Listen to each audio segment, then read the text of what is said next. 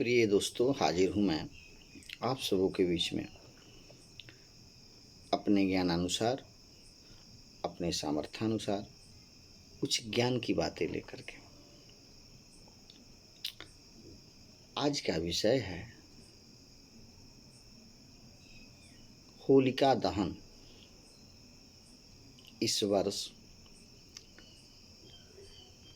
बीते वर्ष की भांति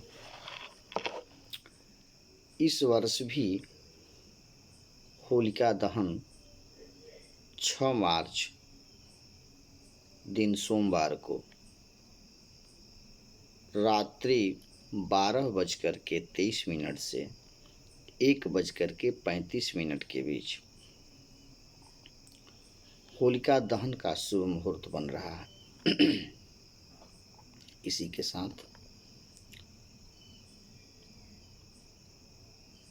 होलिका दहन तो पंचांग के अनुसार सभी जगह एक ही दिन मनाया जाएगा, अपितु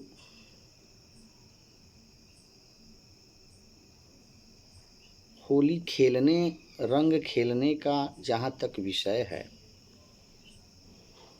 इसमें कुछ असमानताएं दिख रही हैं। काशी में जिस रात्रि में होलिका दहन होता है, उस दिन से ही आरंभ हो जाता है और उसके सुबह तक रंग उत्सव होता है। यानी कि होलिका दहन के सुबह ही यहाँ होली लोग खेल लेते हैं और काशी से अन्यत्र दूसरे दिन होली खेलते हैं। तो इस विवाद में न पड़े, मुख्यतः होलिका दहन का विशेष सावधानी रखनी है कि होलिका दहन शुभ मुहूर्त में हो, भद्रा से रहित हो, पूर्णिमा तिथि हो। ये सब सावधानी रखनी होती है। इस वर्ष होलिका दहन के लिए कुछ अचूक उपाय मैं बताने जा रहा हूँ कि यदि आप उस अचूक उपाय को कर देंगे तो शरीर में जितनी भी व्याधि है, आजकल तो वैसे ही अधिक लोग रोग से ग्रसित हैं। किसी को कुछ, किसी को कुछ, किसी को शारीरिक कष्ट, कुछ न कुछ लगा ही रहता है। इस कष्ट से निजात पाने के लिए होलिका दहन के दिन कुछ विशेष उपाय बताए गए हैं हमारे ज्योतिष शास्त्र में। उपाय ये है कि यदि आपका या आपके परिवार में, आपके घर में किसी को शारीरिक कष्ट से वो परेशान है, तरह तरह की बीमारियां हैं या चर्म रोग संबंधी कोई दिक्कत है, उसके लिए क्या करें? एक छोटा सा उपाय। होलिका दहन की रात्रि, यदि मान लीजिए रात्रि में 12 बजे होलिका दहन है, तो सायंकाल ही उस क्रिया को आप कर लें। घर में करना ये है, सरसों को पीस करके उबटन बना लें। उस उबटन को पूरे शरीर में लगा लें और लगाते लगाते वह एकदम सूख जाएगा और उसका जो मैल निकलेगा शरीर से, उसको इकट्ठा करके रख लें। जिसको तकलीफ है वो तो करे ही, जिसको तकलीफ नहीं भी है वो भी इस क्रिया को कर लें। अगर उसके शरीर में कोई दिक्कत आने वाली होगी तो वह दिक्कत नहीं आएगी, समस्या पहले ही समाप्त हो जाएगी। वस्तुतः हम लोग जब पोलियो लग जाती है तब पोलियो की दवा पिलाते हैं। अगर पोलियो लगने से पहले पोलियो की दवा पी लिया जाए तो फिर उसका असर बहुत हद तक कम होगा। तो अस्वस्थ होने से पहले ही इस क्रिया को कर ले। जो स्वस्थ हैं वो तो वो भी करें और जो अस्वस्थ है वो भी करें। पूरे परिवार में इतना मात्रा में बनाएं कि आपके अगर जो भी परिवार है उस सब परिवार अपने शरीर में उबटन लगा करके और उस मैल को झाड़ करके किसी कागज़ में या कहीं उसको अस्थिर रख लें और उसको ले जा कर के चुपचाप जब होलिका दहन हो रहा होगा उस समय उस पुड़िये को खोल करके उस होलिका दहन में डाल देना।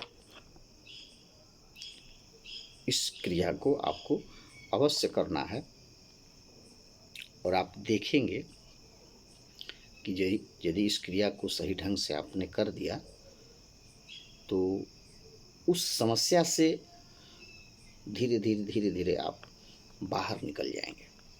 ये बहुत अचूक उपाय है। चूँकि 4 रात्रि जो बताई गई है, मोहरात्रि, महारात्रि, काल रात्रि और दारुण रात्रि, ये दारुण रात्रि है। होलिका दहन की रात्रि को दारुण रात्रि कहते हैं। ये तंत्र के लिए बहुत शुभ माना गया है। यदि शरीर पे किसी का टोना टोटका हो या बार बार उसको नज़र लग जा रहा हो या आपका कार्य प्रगति पे है, आपके कार्य को लोग को देख करके लोग जलन के भाव, ईर्ष्या के भाव रख रहे हैं और आपके अंदर हमेशा डर बना रहता है कि भाई हमको लोग देख करके ईर्ष्या करते हैं, जलन करते हैं, कहीं मेरा व्यापार घाटे में न चला जाए, कहीं मेरा नुकसान न हो जाए, तो आप उससे आपको डरना नहीं है। एक उपाय और बता रहे हैं, उसको कर लीजिए। एक खाली गरी का गोला, सूखा नारियल जिसको कहते हैं, छिलका हटाया हुआ, उस नारियल को लाएं। होलिका से पहले उस नारियल को ऊपर से कट कर दें। पीली सरसों ले लें और जितने भी आपके परिवार के सदस्य हैं उनके हाथ में पीली सरसों दें और 5 बार अपने शरीर पे घुमा करके उस पीली सरसों को उस नारियल में भरते जाएं। सभी परिवार जब उस पीली सरसों को अपने ऊपर 5 बार पूंछ लेंगे और उस नारियल में भर करके उसको धागे से बांध दीजिए और रात्रि में जब होलिका दहन करने के लिए जाएं तो उस नारियल को लेते जाइए और जब होलिका जलने लगे उस समय उस नारियल को उसमें डाल दीजिए। इससे होगा कि यदि आपके ऊपर या आपके परिवार के ऊपर, आपके कारोबार के ऊपर, व्यवसाय के ऊपर किसी की यदि कोई बुरी नज़र लगी है या लग रही है, ज़रूरी नहीं कि दूसरे का ही नज़र लगता है, अपनों का भी नज़र लग जाता है, तो उससे घबराने की बात नहीं है। समस्या है तो समाधान भी है और इस क्रिया को चुपचाप कर देना है। और इसको करने के बाद आपको लगेगा नहीं, वास्तविक में यह क्रिया जो है बहुत कारगर है और सबको करना चाहिए। तो इस बार होलिका दहन में यदि ऐसा सिचुएशन हो आपके साथ तो आप अवश्य करें, भूलें ना। और फिर हम लोग इस नए संवत्सर को अलविदा कहें और नया संवत्सर, नूतन वर्ष का आगमन होगा।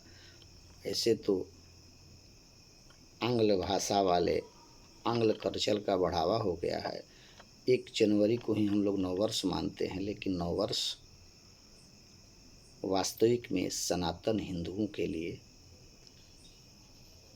अब नए वर्ष आने वाला है। होलिका दहन के बाद से चैत्र नवरात्र के प्रतिपदा से हम लोग का नव संवत्सर का आरंभ होता है। इस बार भी नव संवत्सर का आरंभ चैत्र शुक्ल प्रतिपदा से ही होने वाला है। इसलिए अग्रिम आप सबों को हार्दिक बधाई हो। नव वर्ष की बहुत बहुत शुभकामना के साथ फिर मैं मिलूँगा अगले कुछ विषय को लेकर के आप सबों के समक्ष। तब तक के लिए हर हर महादेव, जय श्रीमन नारायण।